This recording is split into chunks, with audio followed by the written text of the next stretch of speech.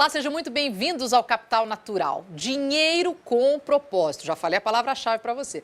Uma expressão de efeito repetida por muitos, de pais e mães falando sobre a vida com seus filhos e gurus da autoajuda. Mas que resume muito bem a grande mudança que implica a ideia de sustentabilidade, principalmente nas empresas que passam a se balizar não apenas pelo lucro como resultado a ser perseguido, mas também pelos impactos sociais e ambientais positivos, o chamado Triple Bottom Line.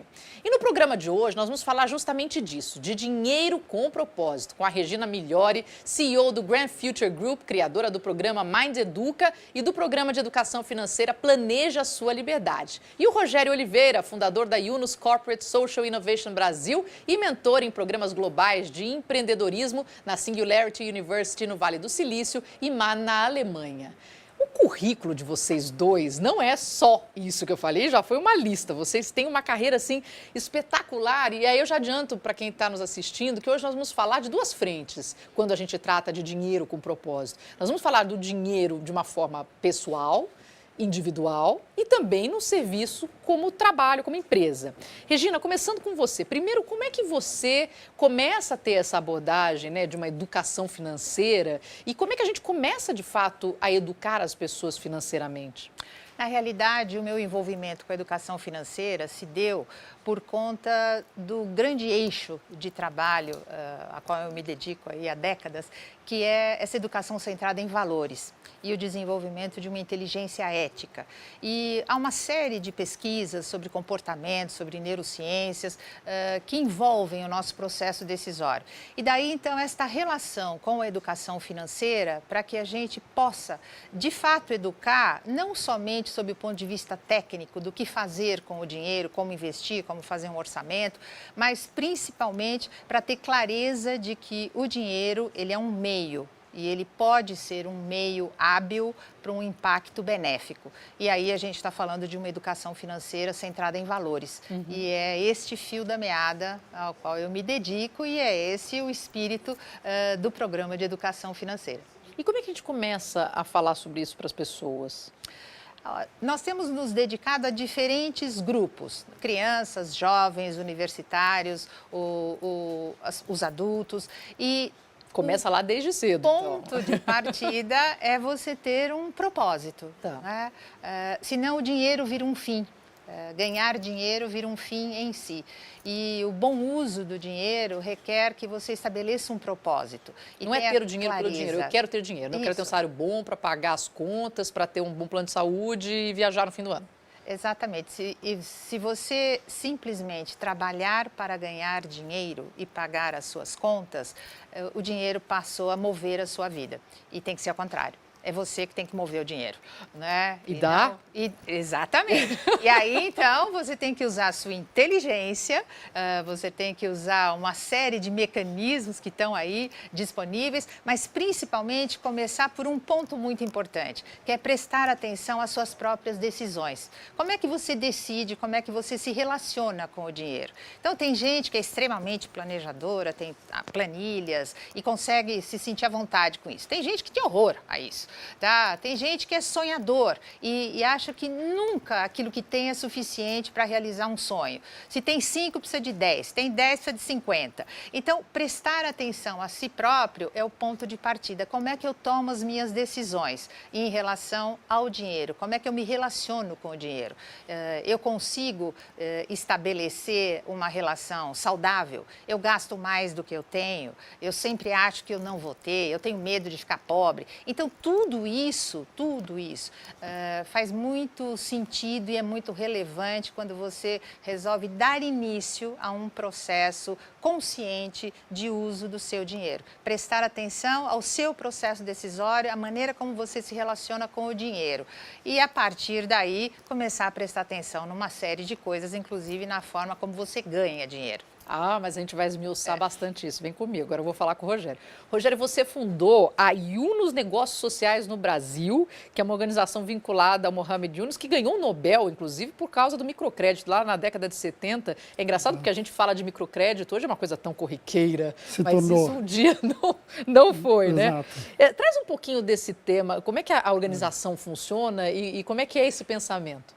Claro, não, acho que, enfim, você tocou aí no ponto original da organização, que realmente tem base no Yunus, Mohamed Yunus. Interessante comentar que ele foi o primeiro economista a ganhar o prêmio Nobel, não de economia, mas da paz. Tá, Justamente sim, por ter usado aí, eu acho que numa época que, pô, se hoje ainda não é moda, pô, na década de 70 era menos ainda menos, ter esse tipo de discussão financeira conectada a um propósito social, humanitário, social, etc. Né? Mas basicamente o que ele fez na década de 70 foi isso, ou seja, resolver um problema de acesso a crédito, né? As pessoas na extrema pobreza, ele brinca com isso, né? Ele diz que quem consegue empréstimo em banco é quem tem dinheiro, né? Porque você vai pedir um empréstimo no banco, eles vão te pedir garantias, colaterais, outros bens, etc. Então a pessoa na extrema pobreza não tinha acesso a esse capital e o que ele resolveu foi isso. Agora, como ele resolveu isso é que foi o interessante. Ele não criou uma ONG que passou a fazer doações, vamos dizer, para as pessoas na extrema pobreza. Ele criou um negócio, um banco que hoje se tornou, hoje não, né? Se tornou há muito tempo e continua sendo o maior banco de Bangladesh. E aí, então, ele aproveitou esse conceito de resolver problemas sociais estruturando negócios, empresas, que, portanto, não dependem de doações, conseguem criar escala, se expandir, etc. E levou isso para outros problemas sociais. Então, começou a testar isso em problemas ligados à educação, saúde, comunicação, enfim, diversas questões. Isso começou a dar certo, então, aí nasceu, depois do microcrédito, um novo conceito que se chama negócios sociais, que deu origem a um grande setor hoje no mundo, com mais já de 250 bilhões em investimentos aí sendo realizados em empreendedores e corporações, com essa visão, né, de empresas que nascem com uma missão social na saída, ou seja, não é algo como a gente estava acostumado até hoje, né? Algo paralelo à organização, né? Aqui tem onde eu ganho dinheiro, o meu produto, a minha equipe, as minhas metas, aqui está o centro nervoso da minha organização. Ah, mas vamos fazer alguma ação de responsabilidade social aqui no paralelo. Não, né? Acho que... Responsabilidade social é limitado, né? Uma empresa é um negócio social, é o foco absoluto. É o foco do negócio e é onde o dinheiro, como a Regina comentou, passa a ser meio e não fim. Né, o dinheiro você passa a enxergar ele como mecanismo, né, é o lugar no mundo onde você começa a unir as duas coisas, né, você troca o ou pelo e, né, então não é ou fazer o bem ou ser uma empresa abundante de recursos financeiros, dá para unir as duas coisas. Mas tem gente em casa que não está acreditando nisso e vai continuar por mais 2 minutos, porque eu vou fazer uma rápida pausa, mas o Rogério vai explicar, não saia daí.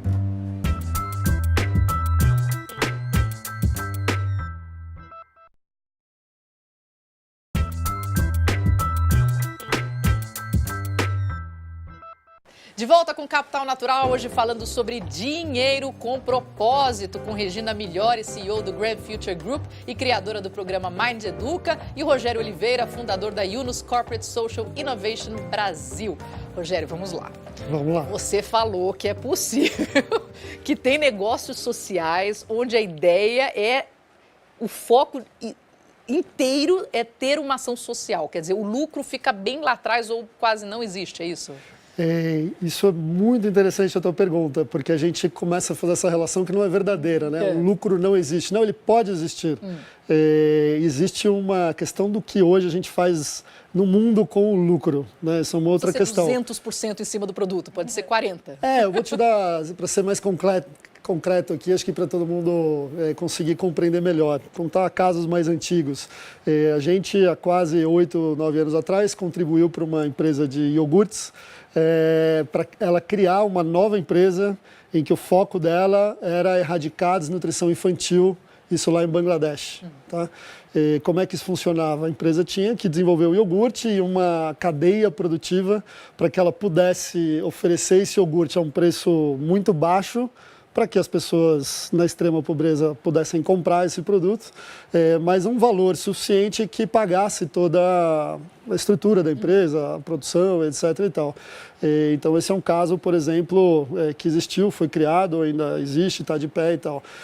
Depois desse caso com corporações, a gente criou mais de 15 projetos, E surgiram no mundo milhares de projetos de empreendedores sociais, então sempre com um foco desse, de criar uma tecnologia, um produto ou um serviço que eu vendo.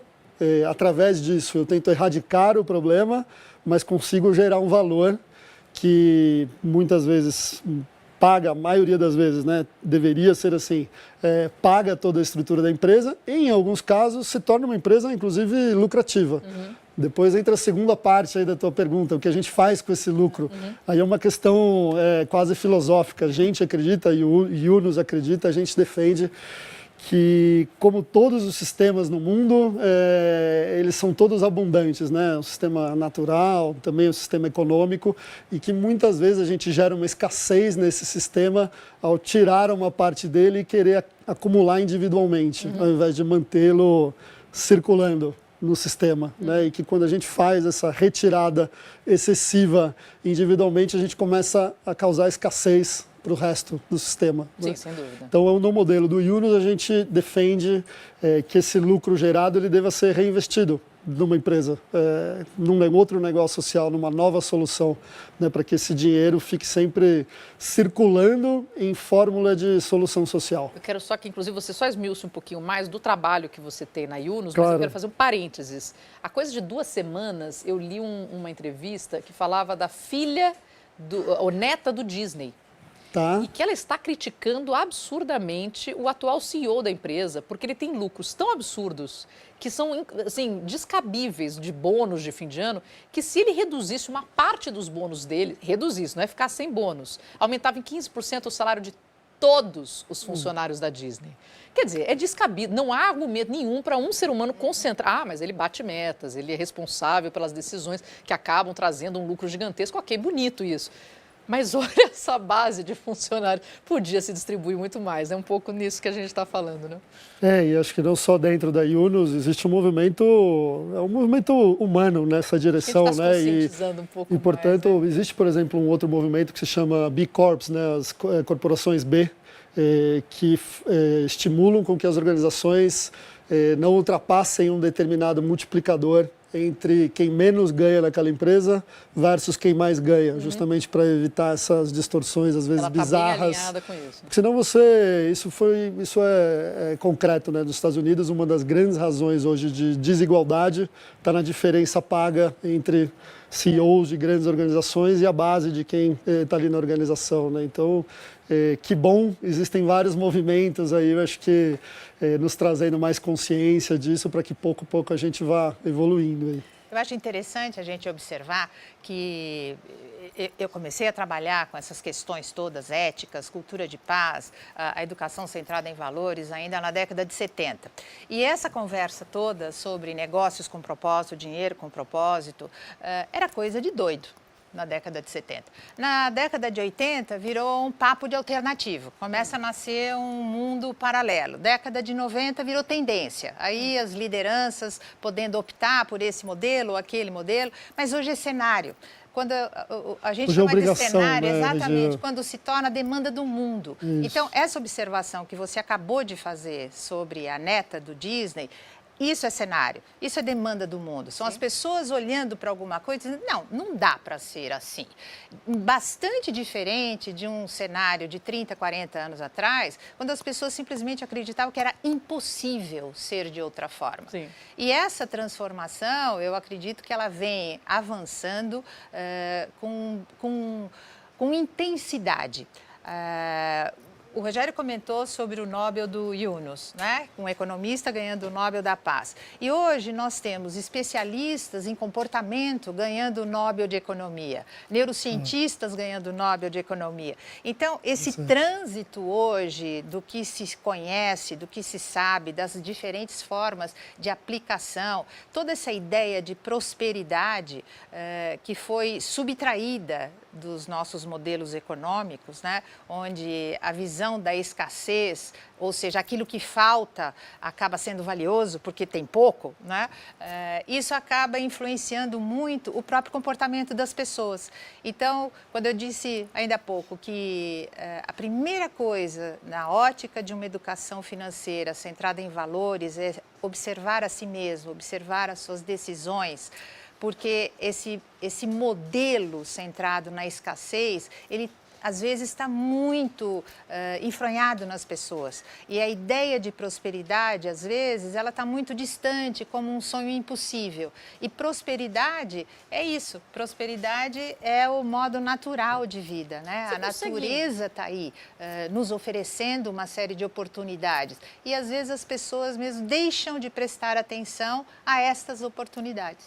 Você consegue me dar algum exemplo, assim, real? Eu fico imaginando a pessoa que está em casa, de fato, meu Deus do céu, eu já ganho mal para dedé, eu não consigo aumentar meu salário, pelo amor de Deus, já pedi para meu chefe fala que está tudo quebrado, não tem como. Enfim, como é que eu mudo essa mentalidade daqui para essa mentalidade daí? Não dizendo que essa é a minha mentalidade, a mentalidade dessa pessoa que está pagando as contas, que tem escola do filho, que agora tem que comprar um remédio a mais, que não estava contabilizado ali. Socorro, precisa de dinheiro, querido. A propósito, as favas, mas...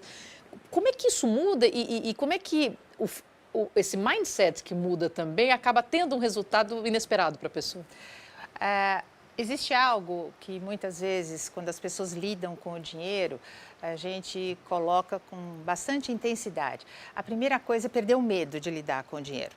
E esse medo envolve diversas coisas. Então, quando as pessoas dizem assim, não, mas eu não consigo guardar dinheiro. A pergunta inicial é assim...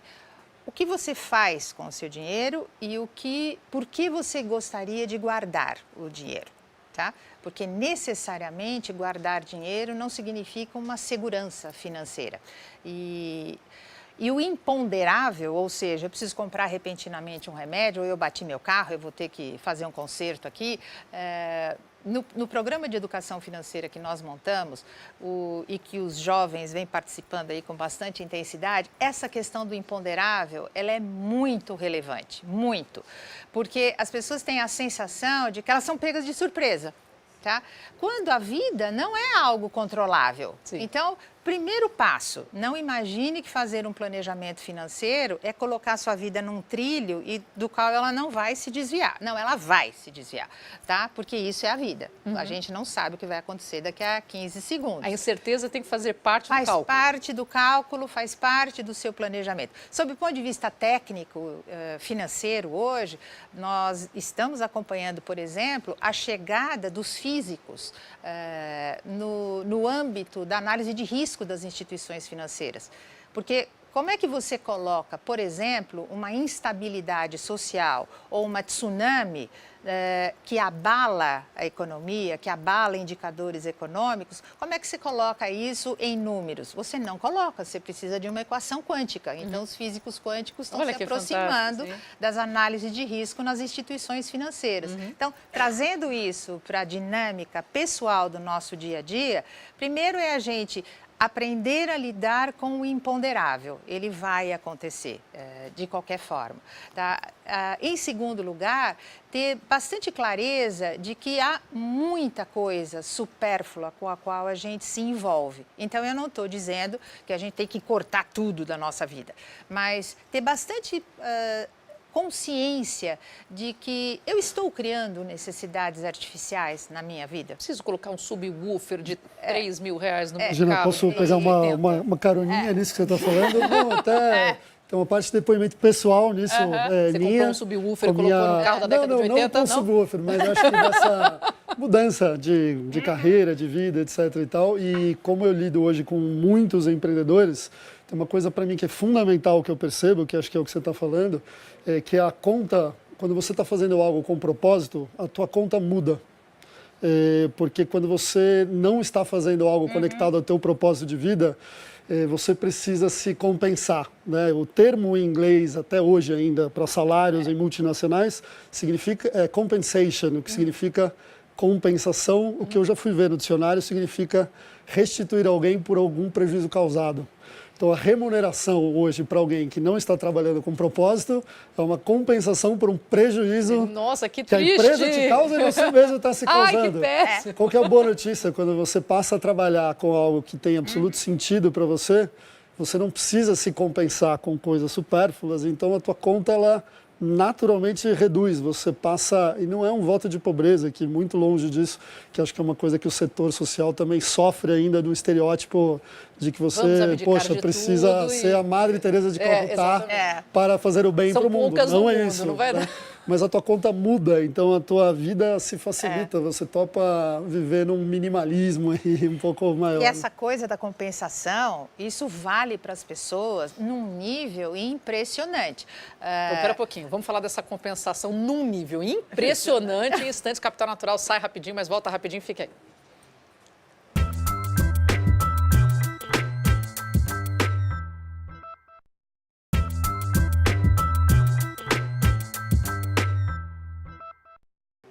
De volta com Capital Natural, hoje falando sobre dinheiro com propósito, com Regina Migliori, CEO do Grand Future Group e criadora do programa Mind Educa, e Rogério Oliveira, fundador da Yunus Corporate Social Innovation Brasil. E a Regina estava falando em compensação em nível impressionante, não podemos perder essa fala, vai. Olha só, acho que eu vou dar um exemplo aqui vinculado ao contexto feminino, tá? Nós aqui, meninas passeando pelo shopping, meninos também fazem isso, tá? E de repente você passa por uma vitrine, vê uma blusinha toda linda, dá 2 passos, volta, olha de novo para ela e aí dentro da gente começa a surgir um diálogo interno que começa assim: nossa, que belezinha, né? Puxa, o preço está um pouco alto, mas afinal de contas, eu mereço. Eu trabalho tanto, sabe? Eu mereço algo dessa natureza, não é possível, sabe? Não é possível, eu não consigo fazer nada por mim e por aí vai. Entra na loja, compra, passa o cartão de crédito, chega em casa, experimenta a blusinha às vezes, olha no espelho e às vezes chega à conclusão assim: nossa, mas a iluminação daquela loja tapeia a gente, né? Ela nem é tão linda assim. E quando chega a fatura do cartão de crédito, então o pânico é absoluto, né? E a pergunta vem assim: onde eu estava com a cabeça quando eu resolvi fazer essa compra? Onde é que você estava com a cabeça? Exatamente nesta necessidade de compensar algo sobre a qual, às vezes, as pessoas não têm consciência. O que eu estou compensando com o consumo? Qual é a carência? O que está faltando? E saio gastando, né? Hoje, a questão da compulsão do consumo, ela é seríssima. E mesmo que você não chegue a níveis de compulsão doentios, esta mínima compensação, ela normalmente produz gastos que não estavam planejados, que necessariamente não precisariam ocorrer e fazem parte, não desta restrição, né? Mas fazem parte dessa sua visão de prosperidade. Prosperidade significa você ter acesso àquilo que realmente é necessário para a sua vida. E seguramente aquela blusinha podia ter passado e você poderia ter olhado para ela e, ao invés de fazer uma compensação, você se lembrar que você está fazendo algo com um propósito e que talvez aquela blusinha não fizesse parte do seu propósito. Sim. E quando a gente tem este propósito, eu quero me casar, ou eu quero fazer um curso, ou eu coloco alguma coisa que é maior do que esta necessidade de compensação que naquele momento aquela compra eventualmente poderia produzir. Você primeiro precisa fazer um estudo seu, né, Regina? Assim, do que Olhar eu quero, para si o que a próprio. família quer, quais são nossos sonhos. E existem sonhos ou propósitos, né, que são de curto prazo, médio prazo, longo prazo. E você pode guardar o dinheiro com focos em diferentes prazos, não? E aí você consegue. Porque você, ao deixar talvez de comprar a blusinha, não é um sofrimento, sei lá, mas é um não, porque agora eu vou para Disney. Entendeu? É outra coisa. É algo. Outra coisa importante é a diferença entre o guardar e o investir. Tá? Guardar é o acumular. Tá? O investir é você aliar este recurso que você, de alguma forma, está conseguindo construir em função do seu propósito. Aí você está investindo no seu propósito, que é diferente de simplesmente guardar. Tem gente que só guarda, acumula. E às vezes nem sabe direito o que vai fazer com aquilo e muitas vezes, normalmente, né, quem só guarda e quem só acumula, na grande maioria das vezes, acha que tem pouco, que não vai dar para fazer aquilo que gostaria. Eu acho que e isso gera uma frustração permanente. Um apego. Exatamente. Quem realmente alinha o seu propósito e e raciocina como um investimento e não como um acúmulo, isso traz, sob o ponto de vista de uma serenidade, de uma felicidade interna, inclusive, essa sensação de segurança em relação não ao dinheiro, mas à sua capacidade de tomar uma decisão em relação a ele. E isso muda uma sensação de bem-estar que a própria pessoa passa a ter, independente de quanto ela tem. Nós não estamos falando de volume de dinheiro, nós estamos falando de formas de se relacionar com ele. E isso traz um bem-estar. Não sei se você quer completar isso, Rogério. Eu estou, enfim, concordando aqui com tudo que a Regina está falando. Eu acho que só nesse aspecto, né, do indivíduo, quando ele se compensa, não compensa, eu gosto sempre de trazer outros dois públicos aqui, né? Tem um grupo que, de fato, e a gente é próximo desse grupo por conta da natureza do nosso trabalho, que é um grupo que está mais numa categoria quase de sobrevivência mesmo, né? E que, portanto, esse guardar nem existe, né? Não é possível, ele está mesmo ali realmente sobrevivendo. Então toda essa conversa de propósito, etc., em países desigual como o nosso, soa quase como uma conversa quase elitista, né? Sim. Tem uma grande massa que eu não tenho nem para hoje, não consegue nem guardar, acessar que isso. Propósito. Por outro lado, isso para uma grande quantidade de pessoas às vezes é uma desculpa, né? Se considera com recursos mais limitados do que de fato é. E a boa notícia é que eu acho que esse grupo que você mencionou aí no começo do nosso papo, né, eu acho que de filhos, de herdeiros, etc. e tal, essa nova geração que parece já vir desprovida do chip da necessidade de segurança, mas vem com o chip do significado. Eu acho que é essa geração que a gente tem percebido aí uma busca por mais propósito na vida e, portanto, com o que eles fazem com o dinheiro, sim, que aí está guardado, está sobrando, né? Acho que essa noção de que o teu dinheiro, enquanto investidor, ele determina a direção para onde o mundo está indo também, né? O que você faz com o teu dinheiro, ele nutre um negócio com mais ou menos propósito. Então, acho que essa dimensão do ponto de vista de investidor é algo que a gente sente na nossa organização tendo evoluído muito. Você está falando aí desde a década de 70, etc. Para a gente é uma organização que tem 6 anos aqui no Brasil. Das primeiras conversas para hoje, a gente sente uma evolução gigantesca com essa nova geração investidora. E dos jovens empreendedores, né? O jovem antes queria fazer uma carreira como trainee, numa multinacional, etc. E hoje ele não, ele topa esse lugar de mais risco financeiro. Exatamente. Em troca de significado. Ele cria o dele com uma outra cabeça. Olha, eu vou ter que interromper a nossa conversa, mas fica tranquilo, porque é só uma pausa. O programa desta semana fica por aqui. Semana que vem nós vamos continuar a conversa sobre dinheiro com propósito. E eu já vou avisando, tem muito assunto pela frente, estou até interrompendo. Agradeço os nossos 2 convidados que voltarão a estar conosco na semana que vem, a Regina Migliori, CEO do Grand Future Group e criadora do programa Mind Educa, e o Rogério Oliveira, fundador da Yunus Corporate Social Innovation Brasil. Eu peço que você acesse as nossas redes sociais, reveja os vídeos, comente, envie sugestões, participe. Eu sou a Marina Machado e até a próxima.